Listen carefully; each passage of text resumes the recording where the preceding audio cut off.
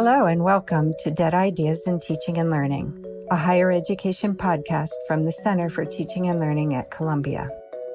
I'm Catherine Ross, the Center's Executive Director. Let's get started. I'm speaking today with Dr. Frank Tuitt, Vice President and Chief Diversity Officer at the University of Connecticut. As a quick reminder to our listeners, in this podcast series, we explore dead ideas in teaching and learning. In other words, ideas that are widely believed, though not true, and that drive many systems and behaviors in connection to teaching, exercising what Diane Pike called the tyranny of dead ideas. Dr. Franklin A. Tuitt, who has more than 2 decades of higher education administration experience, was named Vice President and Chief Diversity Officer at the University of Connecticut in July 2020. Prior to his move to the University of Connecticut, Dr. Tuitt has been a member of the University of Denver faculty since 2004, and he became their Chief Diversity Officer and held that role from 2015 to 2019. Since September 2019, he has also been a visiting scholar at the ECHO Center for Diversity Policy at The Hague, Netherlands.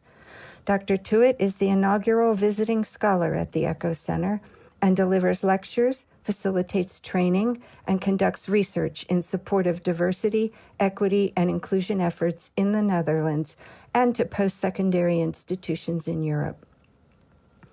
In 2019, Dr. Tuitt received the National Association of Chief Diversity Officers in Higher Education Individual Leadership Award in recognition of outstanding contributions to research, administration, practice, advocacy, and/or policy, and whose work informs and advances understanding of diversity and inclusive excellence in higher education. Dr. Tuitt also appears in our very own Columbia Center for Teaching and Learning Inclusive Teaching MOOC, for which we are very grateful. Welcome to our Dead Ideas podcast, Frank. It's such a delight to have you here today. Thank you so much for the invitation, and glad to be here. So I'll set the stage a little bit for our listeners. As I mentioned in the bio, Dr. Tuitt is an internationally renowned scholar and speaker in many areas that touch on diversity, equity, inclusion, and teaching and learning. Today, I've invited him to chat with me about some dead ideas related to the topic of anti-racist pedagogy. For the purposes of this podcast, we will adopt the anti-racist pedagogy definition cited in our Center for Teaching and Learning resource, Anti-Racist Pedagogy in Action, First Steps. I quote, "Anti-racist pedagogy is not about simply incorporating racial content into courses, curriculum, and discipline. It is also about how one teaches, even in courses where race is not the subject matter. It begins with the faculty's awareness and self-reflection of their social position and leads to application of this analysis in their teaching." End of quote. And this is from an article by Kishimoto in 2018. With that short intro, I want to get right into the questions so that we can get Dr. Tuitt talking here. So I think that for some people in higher education, anti-racist pedagogy feels like a new thing, like a product of recent events which have prompted, as we all know, a reckoning with systemic racism, calling into question practices in the academy.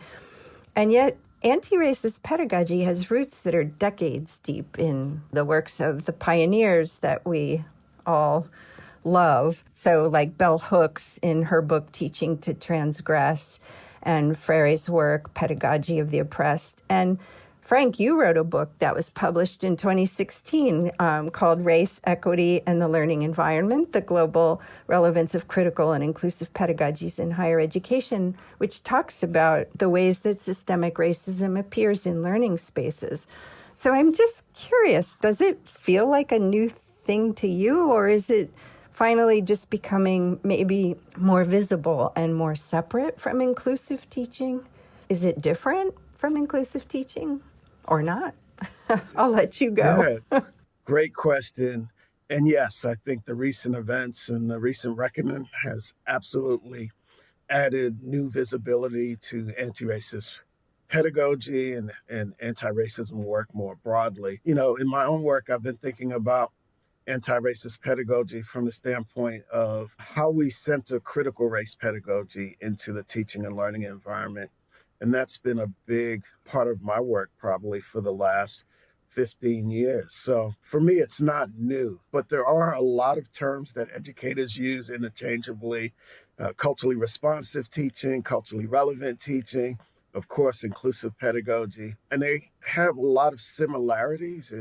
What I tried to do with inclusive pedagogies was to really bring together a range of pedagogies from across a variety of disciplines and to use that as a way to conceptualize teaching that accounted for the diversity that exists within our learning environment. So to me, inclusive pedagogy focuses on creating equity affirming learning environments and really thinking intentionally about how we create learning environments that empower our students to achieve at the highest levels.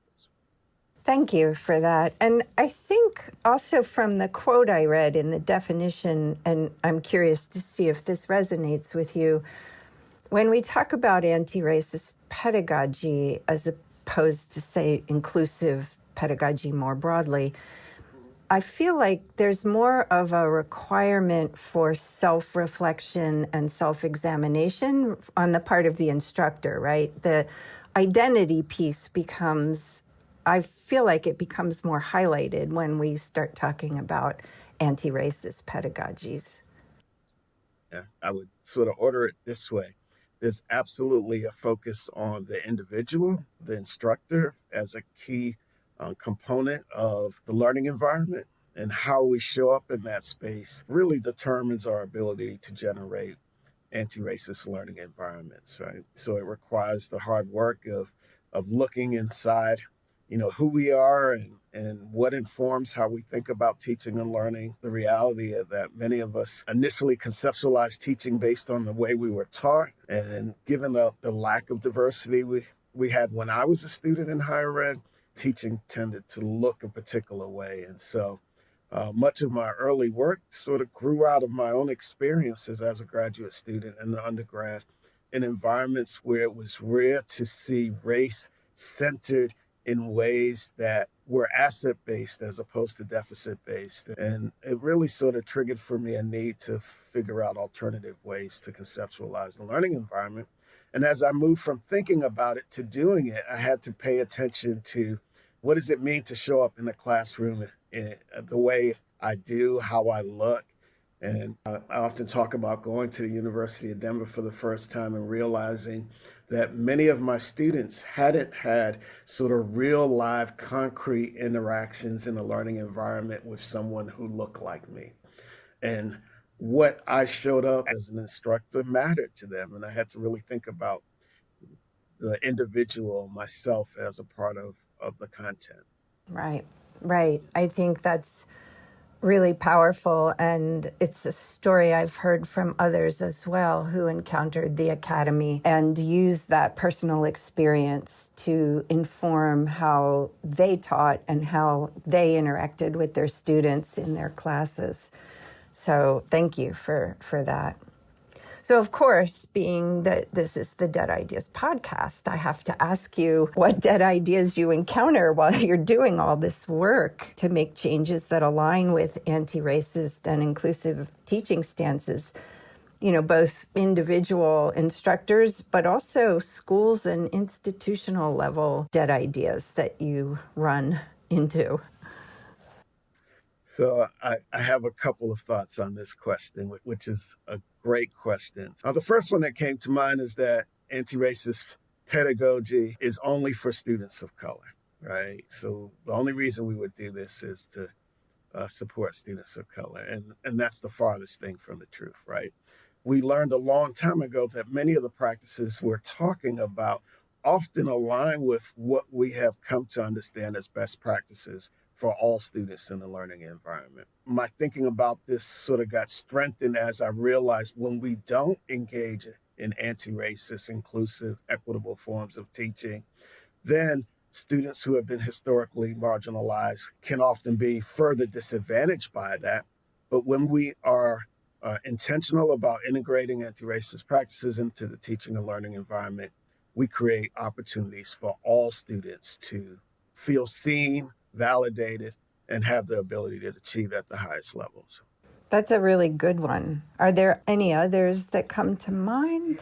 Yeah, I'll just add, it's also not a tool that's only available to faculty of color, right? So it's not just to focus on students of color, that anyone can utilize anti-racist pedagogy or anti-racist pedagogical practices. Back to our earlier conversation, however, is that the important self-work has to be done in order to do it well, because if we're not preparing ourselves, building our capacity to deliver, we can create more harm than good. And so it's important to remember that anyone can do this. My goal as I speak to colleagues around the world about anti-racist and inclusive teaching practices is to expand the choir to get more people engaged. And as we know, the choir also needs practice. One other thing I've been thinking about related to dead ideas is this notion that anti-racist pedagogy requires watering down standards or weakening the learning environment. And this is the farthest thing from being the case. I challenge folks to talk to any of my students who I've had the privilege of teaching over the many years, and they will quickly talk about it being some of their most challenging experiences. And so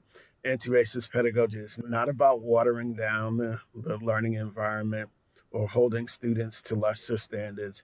It's really about pushing students to achieve at the highest levels and doing it in ways that support their growth and development. So that's another one. And one last one I'll offer here, and this tends to be at the structural level, that anti-racist pedagogy is only relevant for certain disciplines and not all disciplines, right? And we know that all disciplines rely on pedagogy, right, as a form of constructing knowledge or facilitating learning. And so anti-racist pedagogy can and should be a part of all disciplines. Wherever we have real live human beings and we're engaging them, anti-racist pedagogy should be a consideration in how we construct and design learning environments. Yes, yes, and yes. I am so glad you brought those up. They're such powerful dead ideas. The second one that you were talking about this idea that somehow this is coddling or giving students something that's easier to accomplish is so endemic, I think, in many people's responses. And it runs into the dead ideas that are often encountered in the academy around what rigor means. What is academic rigor and how is it defined? And it's often defined very narrowly. And this causes people to think that if you change these things, that somehow it's not just that you're making it equitable, it's that you're somehow making it easier. The other part of what you're referencing here, which I think is important to highlight, not only the rigor, but the ways in which we measure success. So I think we have to really think about the various forms of assessment we use to understand learning, to measure learning, and make sure we're not using tools and templates that are also biased in ways that we're unaware of, right? So right. And designed to weed students out instead of to help them learn and succeed. Let's just say that. Yep. Right. Thank you. Thank you for bringing that right to the point. All right. So what do you think are some things that individual instructors can do to create equitable learning opportunities for their students? And in what ways do universities maybe need to change or just think about how they could support those efforts?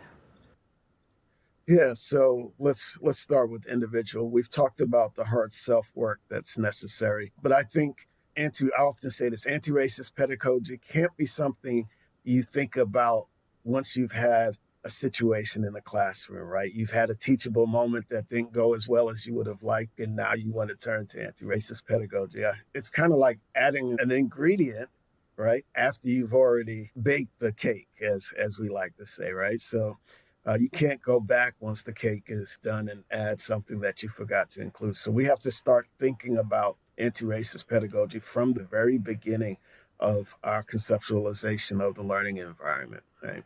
So that's one thing. And then we have to think about how we're creating learning environments that honor multiple perspectives, that allow all of our students to be validated by sharing their cultural experiences. Individual instructors need to look at the curriculum and review the curriculum for hidden forms of oppressions, such as stereotyping and inaccurate generalizations, historical omissions, and make the appropriate changes. And I think for me, a big part of my approach to anti-racist pedagogy is creating learning environments where we demonstrate our care for our students and honor their desires and expectations for a more socially just world and society and institution, thinking about the reality that many of our students are committed to engaging in activities that produce change and growth and development. At the institutional level, we have to align our reward systems with our desires for more anti-racist and inclusive learning environments. Currently, there's a huge disconnect. The ways in which we evaluate teaching and learning at the individual classroom level, the ways in which we build it into the promotion and tenure process, the ways in which we distribute merit, and other ways of acknowledging the importance of this work. Institutions need to begin to make those shifts so there's greater alignment in those various areas. Oh, I'm so happy to hear you identify that. That is such a systemic barrier to the kind of change that we're both endorsing. You sound like you're working in a teaching center, I have to say. We are definitely in the same choir here, I think. Well, to that point, I think one of the things that's been great is in my role as a Chief Diversity Officer, one of my strongest partners is our Center for Teaching and Learning. And so we're sort of thinking constantly, collaboratively about how to advance this work in ways that are sustainable. Right. And that will be recognized and valued enough for instructors to feel like they can engage in this work, to your point. Yes. I also was very happy to hear you talk about caring about students. That's another kind of dead idea. It's a legacy idea in the academy that students come in just with what one person I interviewed talked about was brains on sticks. And there's no emotion there or personhood there that needs to be acknowledged and cared about. And it's certainly something that came out very strongly when I spoke with Laura Rendon about her ideas that were laid out in her books. And she's the one who first helped me really see all those dead ideas that are really so deeply embedded in the legacies, as you said earlier, of how people were taught and thinking that that's just normal and that's just how you do it. So I know that this conversation so far has just touched on a very few of the ideas that are in your work, and your work is extensive. So I wanted to make sure that I could ask you if there are other things you wanted to share with our listeners. Yeah, I was thinking about a couple of things. One, we can't engage in anti-racist pedagogical practices without centering race. And so even in some of the initial attempts I've seen to transform pedagogy in light of recent incidents, there's still some uncomfortableness around centering race in concrete, tangible ways. And so it sounds pretty basic, but we can't engage in anti-racist pedagogical practices without centering race, our own as well as our students. That's an important piece. The other piece that we don't often talk about as much is that there is a significant amount of emotional labor required to do this, to do it well. And we can also be extremely hard on ourselves when it doesn't go as planned. And I think we have to become more comfortable giving ourselves grace and giving others grace to learn and grow and to sometimes realize that we're not always going to get it right. And I tell folks all the time, I've been thinking about this at least for 20 plus years, and I have the privilege of being able to teach, even though I went over to the dark side. And so I still learn from every group of students that I come in contact with in the classroom, and I still don't always get it right. I take comfort in the fact that there's a larger goal here that I'm committed to, and always trying to refine the craft of teaching. So being aware of the emotional labor and also giving ourselves grace when we don't, reach the goals and aspirations we have for ourselves and our students. At the institutional level, I also think we haven't been good at recognizing the emotional labor or the disproportionate amount of emotional labor we ask minoritized faculty to engage in the sake of advancing anti-racist pedagogy. And so I'll just give you a concrete example. And something that we learned from at my institution was, we tried to be responsive and made resources available to help faculty who are interested in enhancing their teaching to better align with anti-racist practices. And we sort of made the resources available through our traditional calls for proposals and grant sort of protocols. And this had the unintended consequence of saying to the folks who were already doing this work that what they were doing was not as important, and that we're now really focusing on the people who haven't been doing it to provide resources to them. I was fortunate enough to be working with a provost who really cared about this particular issue, and we had the opportunity to be one of the first universities to create an anti-Black racism course at an institutional level, and we've had thousands of students, faculty, and staff go through that course now. And typically the creators of a course like that would do that under the banner of service to the institution. And we realized that that was just exploiting the expertise that we had within our midst, and that they needed to be compensated for this additional labor.